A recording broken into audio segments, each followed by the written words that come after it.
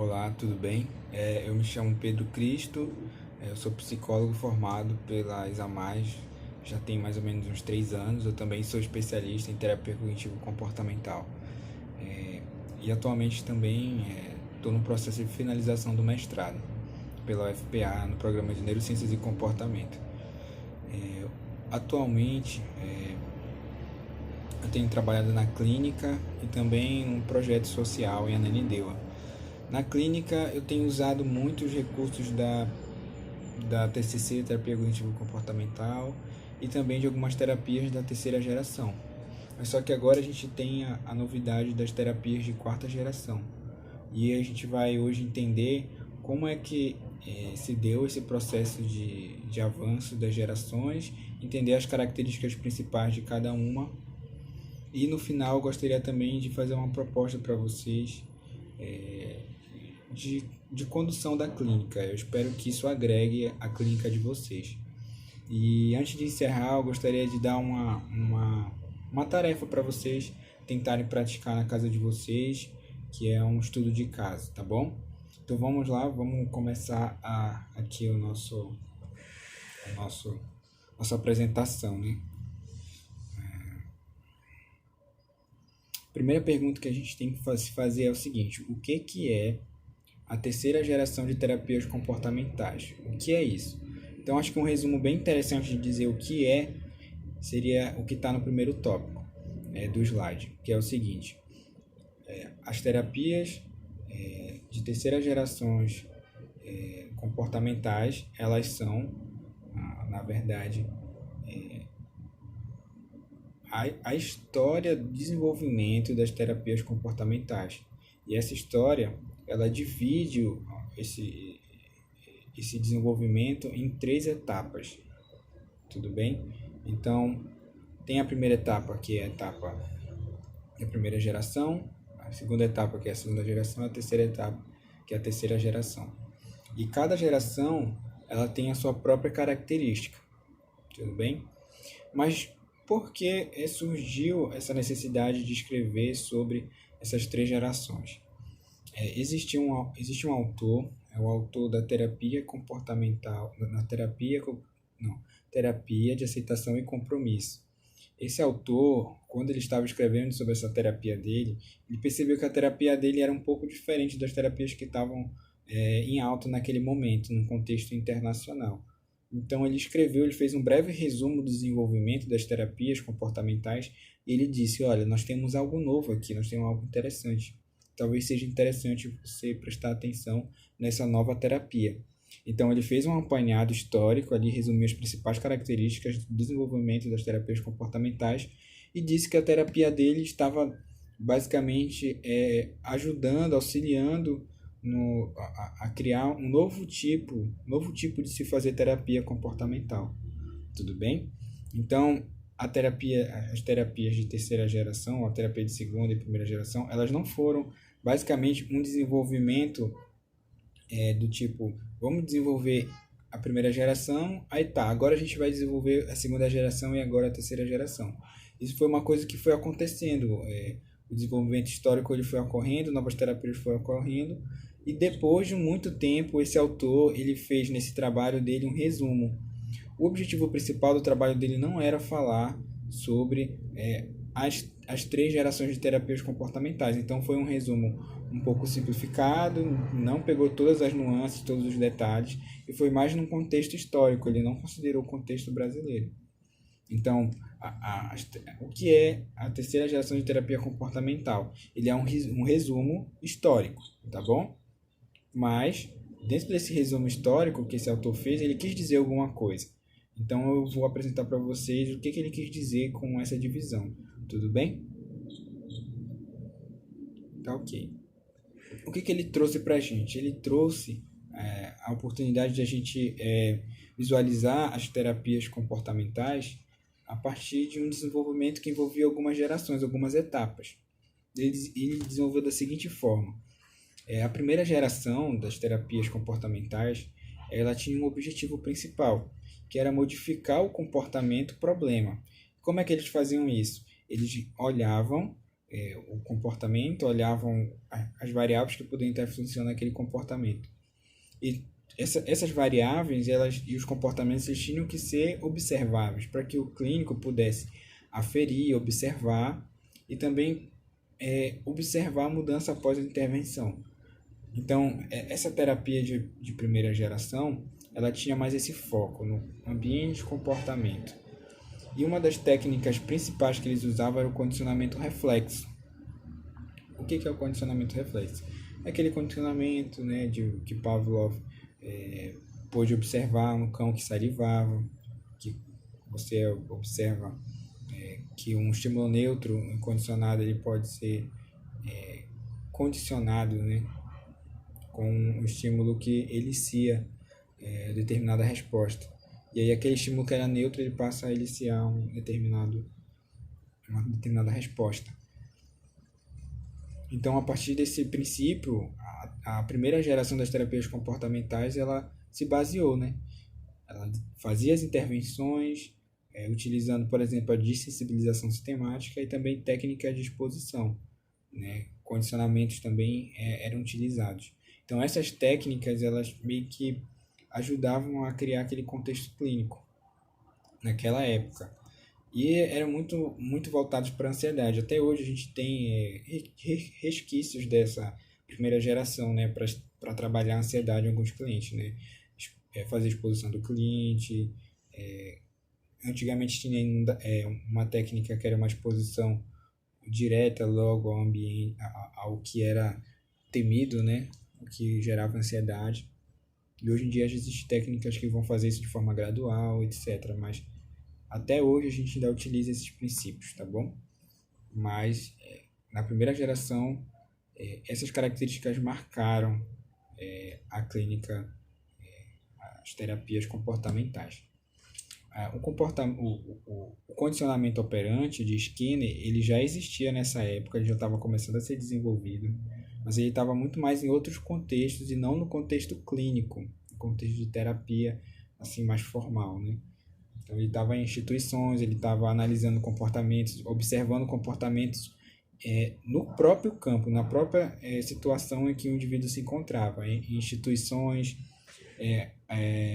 asilos, manicômios, na época existia ainda, né? Então a operante ela estava muito mais nesse contexto e parecia ser meio impossível realizar uma terapia operante, né? Porque precisava ter muita noção desse contexto que a pessoa vive e de operar as consequências. Parecia ser uma coisa muito difícil de se fazer na prática. Tudo bem? E nessa primeira geração, essas foram as características principais. O condicionamento reflexo era a principal técnica. O operante existia, mas ele não estava tão presente na clínica. Então, o que aconteceu? Os terapeutas começaram a sentir a necessidade de um foco maior à experiência da pessoa, né? O que ela sente, o que ela pensa. E os terapeutas começaram a sentir necessidade de se aprofundar mais nesse conhecimento, né? E foi quando começou a surgir as terapias cognitivas, que começaram a dar atenção para a cognição. Então, a segunda geração ela é marcada por isso. A gente já não vai mais prestar atenção no comportamento, apenas no comportamento e apenas no ambiente. A gente vai dar atenção também aos pensamentos e crenças. Tudo bem? A gente vai tentar, a partir dessa terapia, dar atenção a essa cognição, a linguagem, a pessoa vai falar sobre isso, a gente vai tentar analisar isso com o cliente e a partir disso a gente vai tentar fazer a modificação dos pensamentos e crenças distorcidas. Aqui você já percebe uma diferença, né? Na primeira geração, modificar comportamento e problema. Na segunda geração, o objetivo já é modificar pensamentos e crenças distorcidas. Por quê? Porque eles acreditavam que o pensamento e a cognição era o elemento chave para definir como uma pessoa se sentir e se comportar. Então, era importante você entender o que aquela pessoa pensava, sentia, como ela interpretava o mundo dela. Então, começaram a se criar técnicas para fazer essa análise, para aprofundar isso e também para intervir nesses pensamentos e sentimentos. Então, aqui a relação entre ambiente e cognição ela já começa a ser mais, ser dada mais ênfase, né, essa relação. Então vamos começar a olhar pensamentos e sentimentos, não só para comportamentos e principalmente comportamentos observáveis, né? Ou seja, que o cliente, que o terapeuta pode ver, pode observar, pode intervir, ver se houve a melhora. Então a experiência do cliente ali começa a ser muito importante.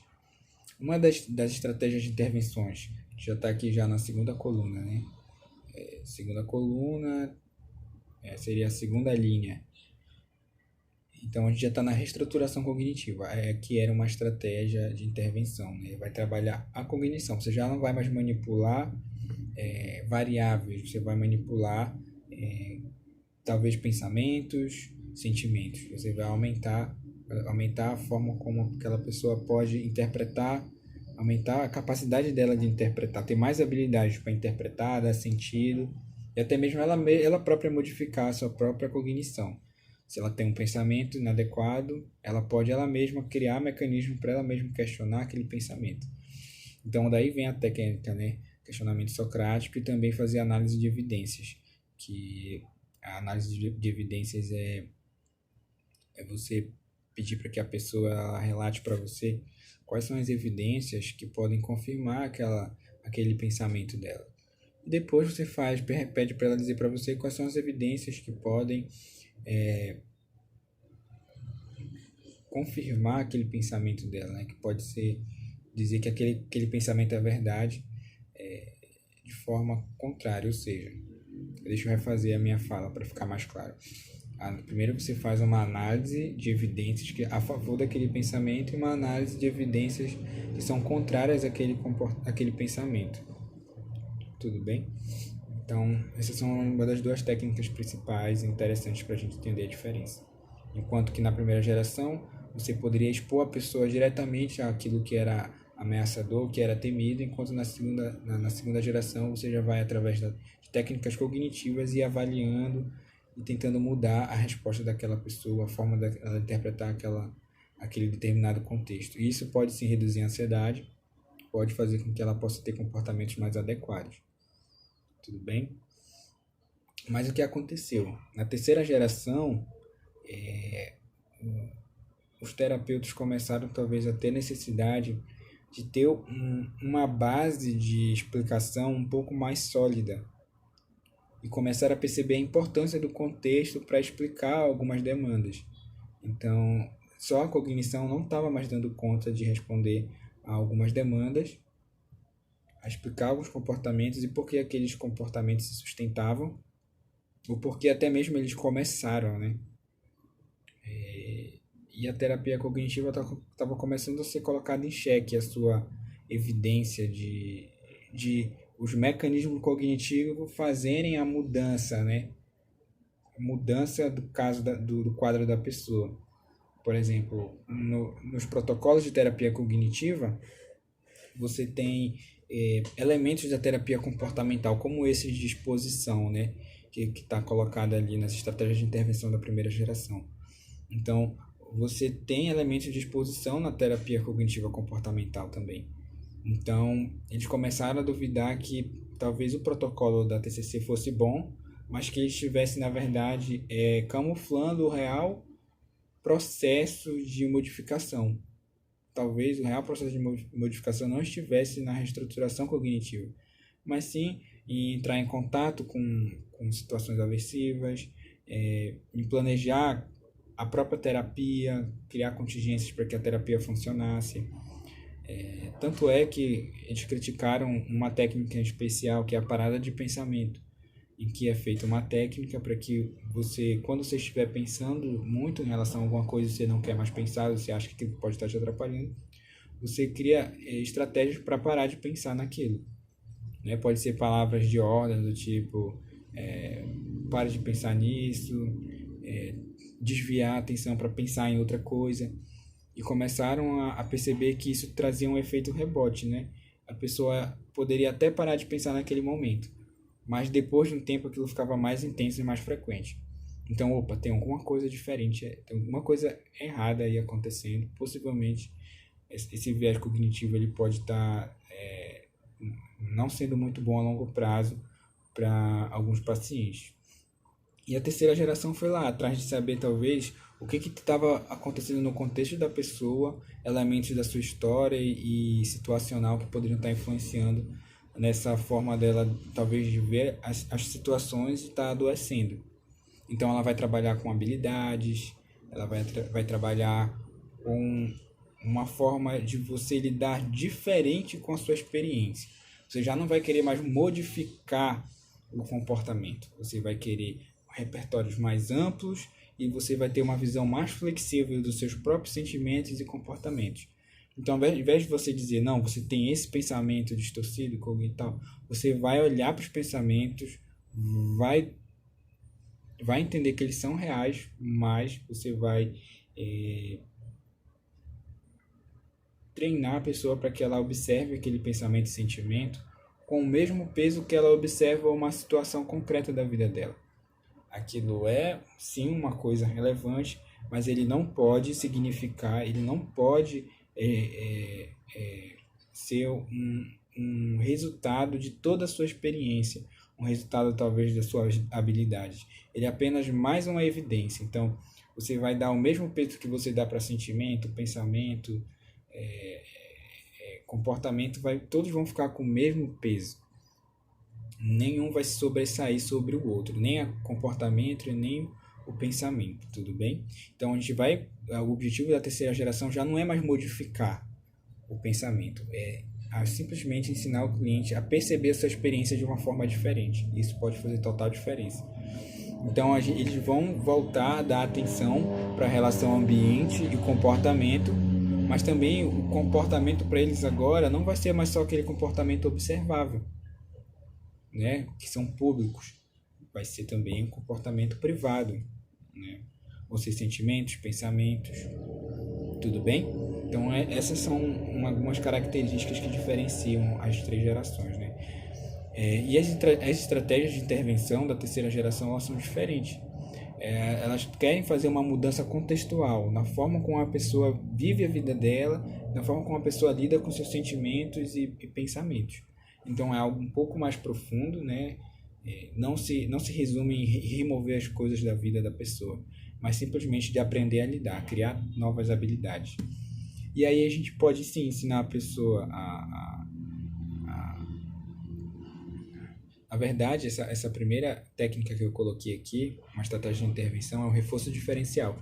Ele é muito usado na terapia da FAP, né? Você vai reforçando diferencialmente, ou seja, você reforça um comportamento adequado e coloca em extinção comportamentos inadequados na própria sessão.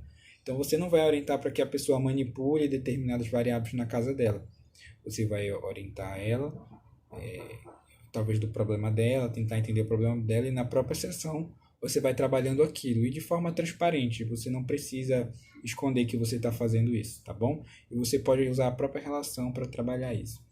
Outra técnica também muito interessante é a aceitação, ao invés de trabalhar, por exemplo, a não aceitação de determinados pensamentos e sentimentos e tentar removê-los, a gente vai trabalhar a aceitação de situações que a gente não pode modificar e vai trabalhar as habilidades de comportamento para ter comportamentos de coisas que você pode modificar. Por exemplo, você não pode modificar o passado, tá bom? Então você precisa lidar com esse passado e aceitar que ele existe, não pode ignorar.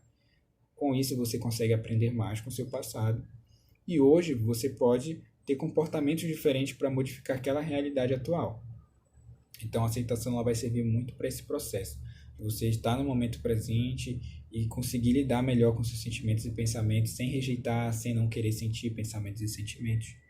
Uma coisa muito, muito legal é que eu fiz inclusive num curso com a Nicole e com a Fabi de ACT, né, com a Michelle Saban, que era exatamente isso. Foi muito interessante perceber como a gente evita sentir algumas coisas, inclusive nós profissionais. Então, o primeiro passo que a gente tem que fazer é entrar em contato com essas coisas que a gente não gosta de sentir e lidar com eles de uma forma natural. Se for preciso chorar um pouquinho, se for preciso sentir um pouquinho e lidar com eles e aceitar para que a gente possa processar aquela experiência e aquilo possa ajudar a gente, talvez, na nossa vida ou até mesmo na nossa história, na nossa prática clínica.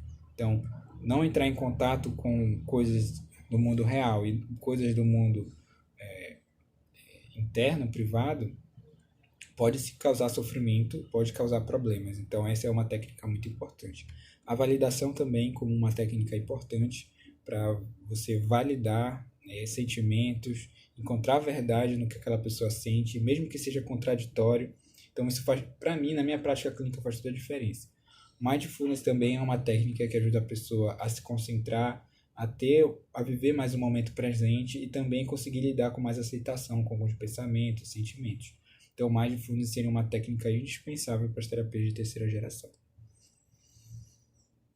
Então, eu vou tentar agora responder uma pergunta que eu tentei responder junto com a Fabi, que foi minha orientadora, né, na graduação do meu TCC, e eu falei sobre as terapias comportamentais de terceira geração. Então, qual era a pergunta principal, talvez da Fabi? Talvez no meu trabalho, eu não sei se eu consegui responder isso bem. Agora eu vou tentar trazer o que eu penso sobre isso. A terapia analítico-comportamental, a TAC, que a gente conhece aqui do Brasil, que tem nos livros, nos artigos, ela é uma terapia de terceira geração? E a resposta é não. Por quê? Porque a terapia de analítico comportamental, ela se desenvolveu aqui no Brasil.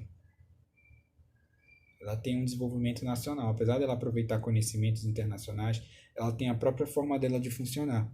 Então, desde o começo, a gente já deu atenção a esses comportamentos observáveis e logo após isso a gente já foi aprimorando e dando atenção a comportamentos não observáveis, tentando entender as emoções, e aí houve a adição das regras. Então, a TAC ela tem um desenvolvimento próprio aqui no Brasil, uma forma própria de fazer clínica, né? Isso é bem interessante. E eu acho que é uma coisa que diferencia bastante da terceira geração, porque as terapias de terceira geração elas se desenvolveram no contexto internacional, entendeu? Então ela teve toda a influência de um contexto internacional, questões econômicas, questões sociais, questões políticas, que que as terapias na verdade porque são várias formas de fazer, né? A terapia analítico comportamental. Então, a terapia internacional de terceira geração, ela tem a própria forma dela de ser feita, enquanto a terapia analítico comportamental tem a própria forma dela de fazer a clínica também. Tudo bem? E elas não têm um compromisso entre si. Elas não foram desenvolvidas tentando encontrar uma linguagem comum, uma forma de ser feita, tá bom? Então, isso é um dos argumentos que a gente pode tirar e dizer que elas não são a terapia analítica comportamental não é uma terapia de terceira geração, tudo bem? Por quê? Porque elas foram desenvolvidas de modo independente e em contexto diferente, que é o nosso terceiro tópico ali, da conclusão que eu tirei de que não é uma terapia analítica comportamental. Outra característica também é que cada terapia ela tem a sua própria linguagem. Como elas foram desenvolvidas de modo independente, a análise comportamental ela preservou muito mais a linguagem experimental, né? Enquanto as terapias de terceira geração ela usou a base do behaviorismo radical e ela foi adicionando sua própria linguagem, ela foi adicionando mais filosofias, ela foi adicionando mais elementos. Isso é bem interessante. Por exemplo, a ACT, né? A terapia de aceitação e compromisso. Ela adicionou um elemento que não existe na terapia analítica comportamental, que seria utilizar a teoria dos quadros relacionais para poder explicar sentimento, memória, como a gente pode vir a se sentir triste, feliz ou ansioso, só de fazer relações cognitivas, né? Só de relacionar estímulos, e isso pode acontecer a nível subjetivo, através da linguagem, né? Então, isso é um acréscimo bem interessante que existe na terapia de terceira geração, esse não compromisso apenas com behaviorismo radical, o que é diferente na terapia analítica comportamental. As terapias de terceira geração também, a gente está ali caminhando para o quinto tópico da conclusão que eu tirei de que a terapia analítica comportamental não é uma terapia de terceira geração. Então, ali no tópico 5, a gente tem o seguinte argumento: as terapias de terceira geração foram influenciadas pela segunda geração. Ou seja, as terapias de terceira geração, elas têm um viés mais cognitivista, uma linguagem própria, não tem nenhum compromisso com a linguagem do behaviorismo radical. E também ela tem muita influência da segunda geração, de criar protocolos, de criar uma estrutura de funcionamento. Isso também tem muito a ver com o contexto internacional, que cobra o teste de eficácia também das abordagens. Tudo bem? Então, para o próximo tópico, ele resume isso que eu acabei de falar para vocês. Então, na terapia de terceira geração, há protocolos para tratar determinados problemas. Então, você criou uma teoria, uma terapia, um modelo explicativo baseado no behaviorismo radical também, e você pode usar aquela terapia para poder lidar com determinado problema. Se você quiser lidar com problemas diferentes, mais problemas, você precisa testar novamente aquela abordagem. Então, esse é um dos problemas que acontece nas terapias de terceira geração. Eles são bem específicos e para você tentar ampliar e trabalhar, por exemplo, assim como a terapia analítica comportamental trabalha aqui no Brasil, né? Que é uma terapia que tem um princípio básico e você consegue analisar vários problemas diferentes e trabalhar com eles tranquilamente. Na terapia de terceira geração, não. Você precisa ir testando essa forma de fazer terapia para vários problemas diferentes. Porque aquele protocolo que você testou para aquele problema pode não funcionar para outros problemas. Então, vamos para o próximo tópico. A TAC, que é a terapia analítica comportamental, ela não teve influência das terapias cognitivas, como teve a terapia de terceira geração. E também ela não estava naquele contexto internacional de precisar criar protocolos e testar, tudo bem? Então você tem uma terapia muito mais livre de teste, muito mais livre de talvez amarras relacionadas a problemas e muito mais geral, muito mais generalista para lidar com vários problemas diferentes. Então, essas seriam algumas diferenças que a gente pode perceber entre elas que talvez ajude a gente a concluir que a terapia analítica comportamental não é uma terapia de terceira geração. Não tiveram compromisso entre elas, foram criadas em contextos diferentes, com própria linguagem diferente, usando até mesmo bases mais específicas, enquanto a terceira geração usou mais bases filosóficas, não só o behaviorismo radical. E também a TAC não tem compromisso com nenhum protocolo, ela não cria protocolos para resolver problemas, enquanto a terceira geração ela tenta criar protocolos para tentar lidar com alguns problemas bem específicos. Por exemplo, a FAP, que seria a mais livre de protocolo, ela tem um problema principal, que é a relação interpessoal, o relacionamento entre pessoas. Tudo bem? Então, esse é um exemplo para vocês entenderem esse ponto que eu quis colocar para vocês.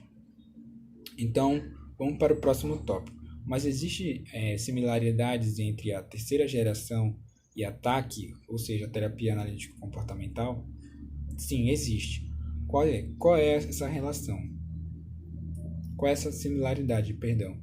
Aqui no primeiro tópico a gente vai perceber que a relação é contexto e ambiente, contexto ambiental,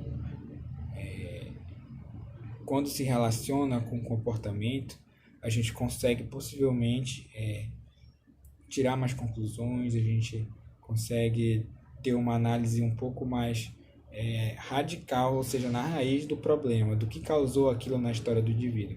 Então, a TAC e a terceira geração, ambas possuem essa ênfase maior no contexto ambiental das pessoas, como isso pode influenciar no comportamento.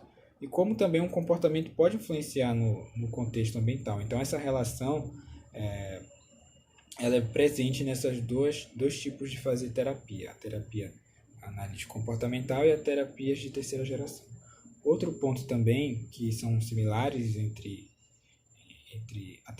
as duas terapias é o seguinte: a gente consegue explicar os comportamentos e sofrimento psicológico através, eu coloquei errado aqui, através do sofrimento. Na verdade através do behaviorismo radical, ou melhor, através das leis do comportamento, ou melhor, através da análise funcional.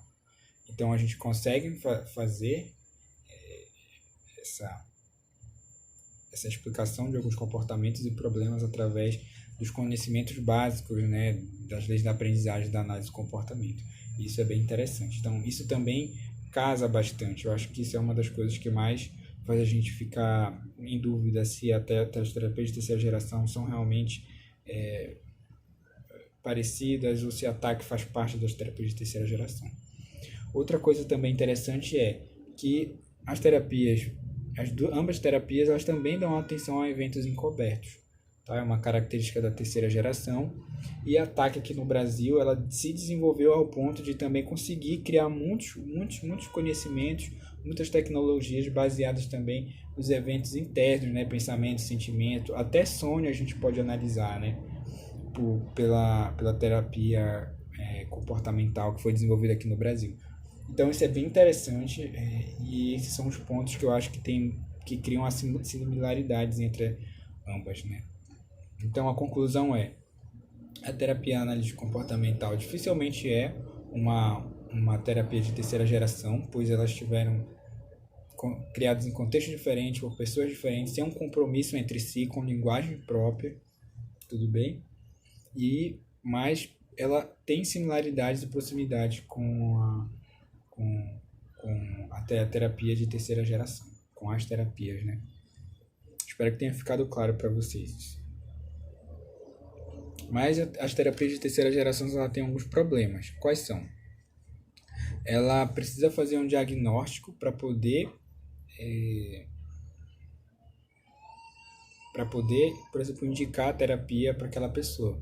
E também para testar. Então, a terapia de terceira geração, ela desenha um problema, cria uma terapia e testa.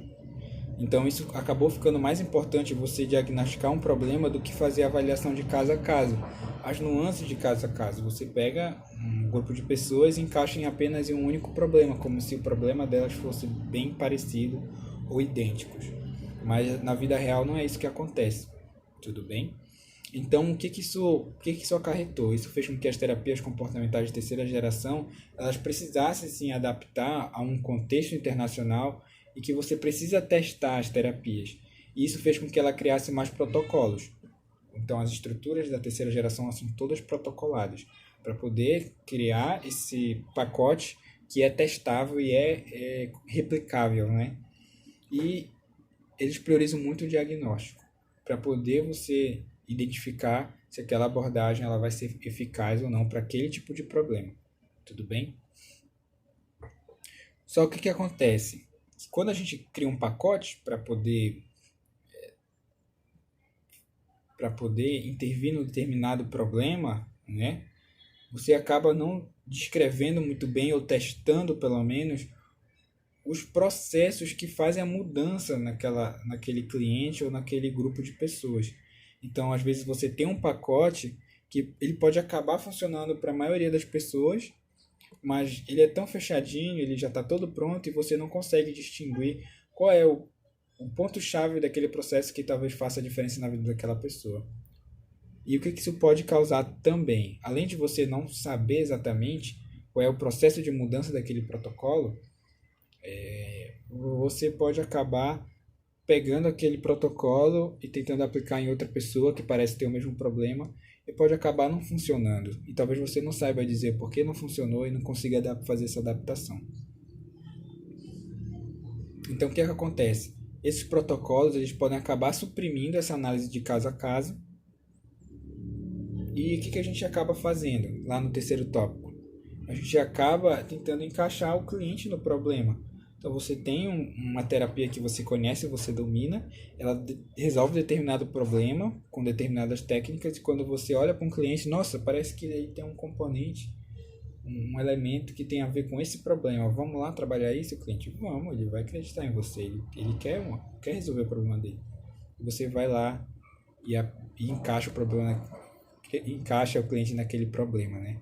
E às vezes não necessariamente você precise encaixar ele naquele problema para ajudá-lo. Você poderia tomar um caminho mais simples ou um caminho mais personalizado para ajudar ele. E isso pode acabar resultando na cegueira clínica do terapeuta. Ele pode acabar não conseguindo ver nuances do caso das pessoas, só vai conseguir ver talvez o diagnóstico, um problema e aplica o processo e às vezes ele não vai conseguir ter uma análise detalhada, até mesmo das variáveis que influencia, de como ele responde a cada situação. E tem uma frase aqui brasileira que é muito interessante, que a gente pode acabar usando, que é o seguinte: para quem tem um martelo, todo problema é prego. Para quem tem um martelo, todo problema é prego. Ou seja, para quem conhece um determinado recurso terapêutico, todo problema que vir, possivelmente ele vai encaixar, vai tentar resolver aquele problema com aquele protocolo, com aquela terapia que ele conhece, e não necessariamente aquele processo, aquele protocolo, aquela sistematização, ela vai ser útil para aquele problema daquele cliente. Tudo bem? E como é que a gente pode resolver esse problema? Qual é o problema? De ter uma terapia fechada, protocolada, e de fazer com que a gente fique cego, com que a gente tenha dificuldade de ampliar aquela terapia para outros casos, porque a gente precisa testar para ver se dá certo, ou melhor, ele foi feito para aquele grupo e talvez não funcione com outro grupo. Então, como é que a gente pode fazer para resolver esse problema? E melhor, a gente já desenvolveu tantas tecnologias que de alguma forma foram úteis, a gente vai ter que abandonar todas elas, a gente vai precisar pular de geração em geração e abandonando o que a gente aprendeu com as gerações anteriores, com as intervenções, com os modelos explicativos. Talvez não. E a quarta geração das terapias comportamentais pode ser a solução. No segundo tópico, eu vou falar para vocês um pouco de qual é a proposta da quarta geração das terapias, tá bom? Um autor, ele já prevendo tudo isso a longo prazo, né, o que pode vir a acontecer com as terapias de terceira geração, ele propôs que possivelmente uma forma de solucionar isso é criando uma forma de fazer terapia que você vai ter que usar vários conhecimentos, mas que para que você consiga fazer isso, é o que está escrito no terceiro tópico, você vai precisar de uma ferramenta norteadora. Então, para você aproveitar todo o conhecimento que foi produzido até hoje, você vai precisar utilizar algo que vai fazer a liga entre todas essas técnicas, né? Que vai te dar um norte prático da clínica e vai também te ajudar a selecionar qual técnica, qual intervenção é mais útil para aquele caso. Tudo bem? Isso é muito interessante, né? Essa proposta dele. Ou seja, as terapias comportamentais podem acabar sendo muito protocolos, isso pode trazer problemas quando a gente vai analisar caso a caso. A terapia pode não funcionar para alguns outros problemas, até mesmo para problemas muito parecidos, a terapia pode ser ineficaz e a gente não saiba dizer o porquê, não consiga nem modificar aquele conjunto de técnicas para poder transformar aquela terapia em algo mais útil. Então a gente talvez precise romper com essa proposta de protocolos e começar a ter uma técnica que possa fazer esse norte, tanto para a nossa análise como também para escolher a técnica que pode ajudar a pessoa. E ele sugere que a gente possa usar a análise funcional como essa ferramenta norteadora. Tudo bem? Então, é uma coisa que a gente já faz muito aqui no Brasil. A gente já usa muito análise funcional e a gente é um pouco mais livre para escolher a técnica que a gente usa, né?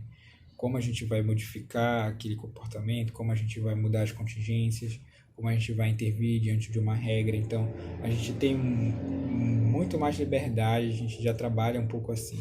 Isso me faz pensar que a quarta geração seria muito mais parecida com a terapia analítica comportamental aqui do Brasil.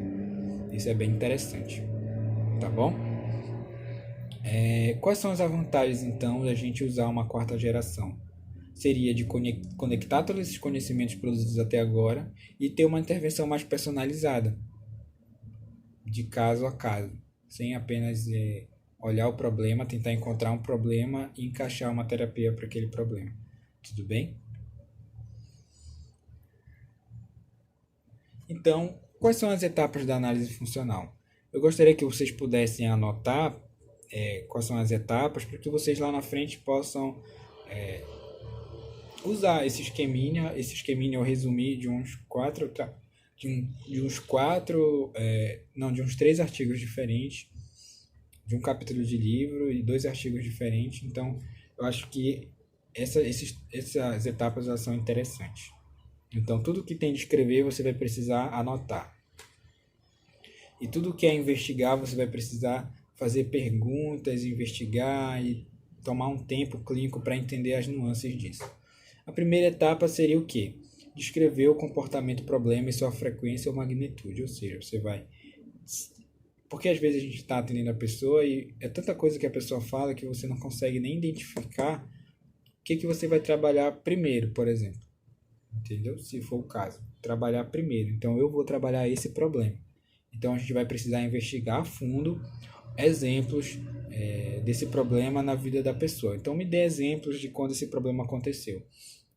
Qual era o contexto? Você estava com alguém? Você estava sozinho? Era à noite? Era de manhã? Era em que lugar?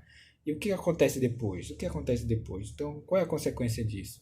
O que você percebe que modifica? O que muda? Pode ser desse tipo. E como a pessoa reagiu? E como a outra pessoa reagiu? Então, você pode ir buscando essas perguntas investigadoras para ajudar a pessoa a ter consciência de que ela está inserida em um contexto, né? E você também vai colhendo informações para analisar o caso dela. A terceira etapa seria o seguinte: investigar as variáveis que derem início ao comportamento problema. Ou seja, você ali está investigando as variáveis que são presentes naquele momento, mas em um dado momento você vai precisar entender também como aquele comportamento se instalou. Por que aquele comportamento está acontecendo e talvez não outro comportamento que pudesse ser um pouco mais adequado para aquele contexto que ela está atualmente. Pode ser que aquele comportamento tenha funcionado até aquele momento, pode ser que existam contingências favoráveis, agora as contingências mudaram, né? E a pessoa precisa se readaptar e aquele comportamento que funcionava não funciona mais. Então pode ser também a pessoa teve um determinado contexto que não favoreceu algumas habilidades, enfim, podem ser muitas possibilidades. Então você tem que tentar investigar o que deu início àquele comportamento e também como ele foi se desenvolvendo, se você conseguir fazer isso, como ele foi se desenvolvendo ao longo do tempo. E depois você vai precisar fazer descrever o que mantém um comportamento, é basicamente escrever as hipóteses. Então escrevam muitas hipóteses, quantas vocês puderem do caso. Eu lembro que isso me ajudou muito no começo. Então eu escrevia várias hipóteses. Eu acho que esse caso, esse comportamento se mantém por isso, ou por isso, ou por isso, ou por isso, ou por isso, ou por isso. E isso pode ter esse ganho secundário, pode ter esse ganho, pode ter determinada função, já funcionou muito para ele durante esse tempo que era muito útil. E as variáveis que operam para que ele se comporte assim são essas e essas e essas e essas. Talvez modificando essa variável a gente consiga fazer com que o quadro dele mude. Então, a hipótese eu acho que é o momento que vocês não podem economizar. Tentem descrever aquele caso, de por que aquele comportamento se mantém, utilizando os princípios comportamentais de preferência e também identificando essas variáveis e os ganhos que essa pessoa tem, tá bom? Variáveis que influenciam os ganhos que ela tem, ou seja, os antecedentes e a consequência daquele comportamento. Se ela se comporta por reforço negativo, por reforço positivo, tudo bem? Então vamos lá. Quinta etapa: descrever comportamentos alternativos com a mesma função, porém mais adequados.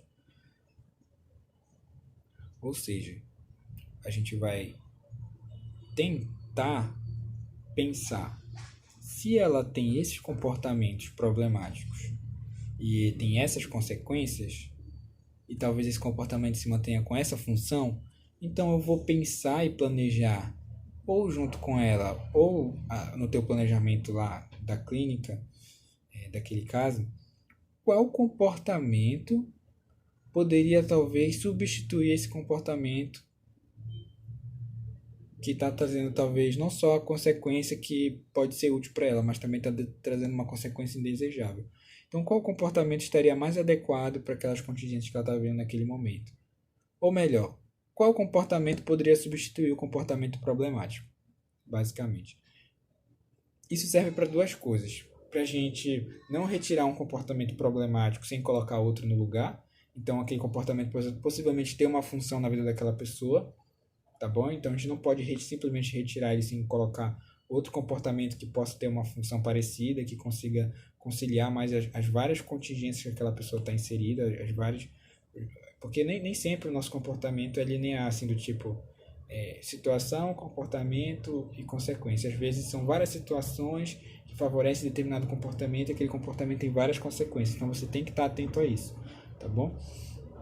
Então você vai inserir um comportamento que possa vir a ser mais útil naquele momento, diminuir talvez os sentimentos negativos que aquela pessoa tem, tá bom? E isso você precisa ter claro isso para você até mesmo identificar quando você acha que alcançou seu objetivo. Quando você faz as suas hipóteses, será que a minha hipótese então é essa e essa é essa? Então, eu acho que esse comportamento é inadequado, então acho que seria mais interessante esse comportamento. E aí você precisa ter isso bem claro para você, principalmente. E eu acho que também, eu acho que é bom ter transparência com o cliente, eu acho que isso faz toda a diferença. Conversar com o cliente qual o comportamento que ele acha que ele deveria ter, qual a expectativa dele, talvez. Então, converse com o cliente também para ele dizer para você qual seria um comportamento talvez que pudesse resolver o problema dele.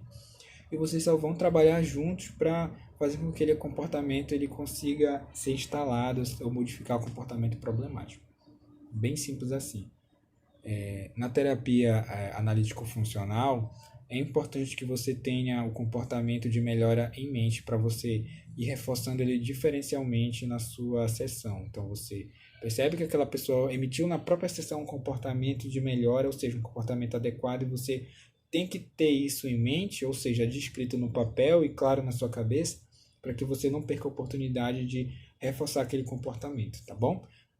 De preferência um reforçamento natural, que é aquele reforçamento que seria natural em outros contextos. Você não vai dizer, poxa, legal, parabéns, olha só, você conseguiu. Você vai dar um reforço natural, a consequência natural para aquele comportamento dela. Por exemplo, uma pessoa que não tem assertividade, quando ela é assertiva, você pode simplesmente atender o pedido que ela tem, ou validar o sentimento dela quando ela expressa o que ela sente. Pode ser, simplesmente isso, tá bom? Próximo tópico é descrever o tratamento apropriado. Então, quando você descrever o comportamento alternativo, você vai precisar pensar quais intervenções podem ser úteis, e você vai escrever também. É importante que você escreva. E na sétima etapa você vai intervir, e na oitava etapa você já vai ter tudo anotadinho, né? O que você esperava que acontecesse, etc. A sua intervenção, e vai ver se ela deu certo, se ela não deu certo. Você pode rever se você talvez tenha errado alguma coisa, se o cliente não cumpriu todas as etapas daquele processo que você sugeriu, ou se realmente aquela intervenção não encaixou para aquele cliente. E agora eu vou deixar para vocês uma tarefa, tá bom? Para que vocês resolvam em casa. Qual é a tarefa? É para vocês analisarem o caso Ana e escolher apenas um problema. Quando vocês escolherem esse problema, vocês podem talvez ler todo o caso, depois de reler já com o problema que vocês escolherem em mente, para poder identificar as hipóteses que podem explicar o porquê aquele comportamento ele ocorre até aquele momento. Eu hipotetizo que foi talvez uma questão familiar, uma questão de perda de reforço. Eu identifico que há mais elementos aversivos agora na vida dessa pessoa, há situações que ela não consegue esquivar, ou ela vive se esquivando muito, e por aí vai, muitas possibilidades. Ou há uma esquiva experiencial, que tem muito mais a ver com as terapias de terceira geração, tudo bem? Ou seja, ela não consegue aceitar, ela não consegue lidar com os próprios sentimentos, ela tenta esquivar os próprios sentimentos, emoções e memórias dela, ela não consegue ter acesso a isso, porque é muito doloroso para ela, tá bom? Então essa é uma possibilidade também.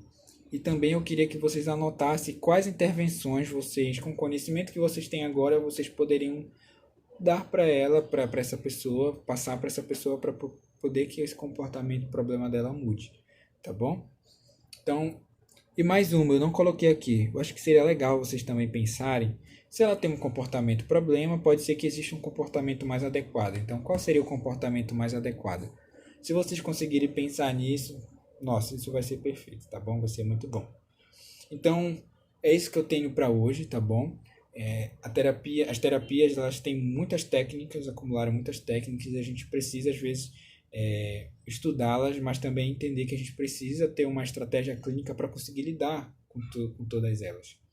E, às vezes, a gente fica muito ansioso e preocupado, poxa, eu preciso estudar, eu preciso aprender mais, preciso aprender esse protocolo, como aplicar esse protocolo certinho. E eu acho que a quarta geração ela vem dar essa possibilidade para a gente de trabalhar um pouco mais livre entre os protocolos, com mais leveza clínica. Isso vai dar para você, talvez, te deixar mais conectado com o cliente, te deixar mais conectado com a terapia, com aquele momento presente. Isso vai permitir que você conduza os casos com mais leveza e o cliente vai perceber que você está mais conectado. Isso vai promover uma relação melhor, vai promover mais engajamento dele. E eu acho que é isso que eu gostaria de trazer para vocês hoje. Não só a possibilidade de trabalhar com várias gerações de terapias, né, com várias técnicas acumuladas, mas também de trazer mais leveza para a clínica de vocês, de trazer mais fluidez entre as técnicas, de desprender um pouco dessa estrutura, dessa sistematização que pode congelar muito a gente. Pode deixar a gente sem a sensibilidade às nuances do caso da pessoa, sem as nuances das próprias coisas que estão acontecendo na sua frente, tá bom? Então eu acho que utilizar a quarta geração é essencial e realmente eu acredito no que esse autor falou, que a gente vai precisar rever a forma como a gente lida com os conhecimentos que foram produzidos até hoje. E utilizar a análise funcional como uma ferramenta norteadora pode trazer essas vantagens de olhar no caso a caso, entender as nuances e também trazer mais leveza para o nosso fazer clínico. Tudo bem, gente? Espero que tenha sido claro, que vocês tenham conseguido entender tudo. E obrigado pela atenção de vocês. E mandem dúvida qualquer coisa, tá bom? Eu vou mandar o caso da Ana pela Fabi e vocês podem entrar em contato com ela para poder pegar esse PDFzinho para vocês darem uma analisada. E me mandem também, eu vou mandar, eu tenho eu escolhi um problema e eu também fiz uma análise, mas só que não está comigo agora. Então, quando eu tiver acesso, possivelmente só após o dia 18, eu vou conseguir passar para vocês essa análise. Que acabou que ficou no consultório, essa análise. E eu só vou voltar lá dia 18, tá bom? Beijão, abraço a todos, tchau, tchau.